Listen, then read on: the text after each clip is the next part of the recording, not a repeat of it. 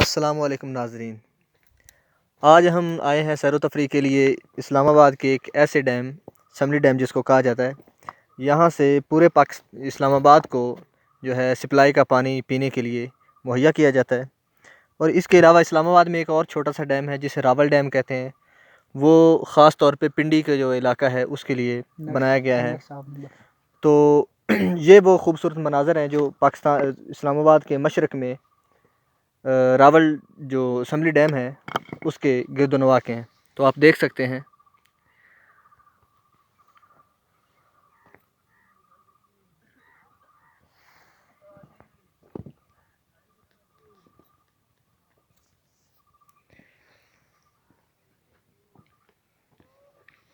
ये सामने इसका स्पिलवे है। स्पिलवे जो है इस इधर से पानी जो है उसको कंट्रोल किया जाता है। इसके पीछे भी इसके काफ़ी स्टेप हैं जिधर पानी इसका कंट्रोल किया जाता है। ये तो उसका छोटा सा हिस्सा है जो कि जिधर बंदा आके बैठ सकता है, घूम फिर सकता है और सैर व तफरीह के लिए कुछ जो हैं अपने आप को एंटरटेन कर सकता है।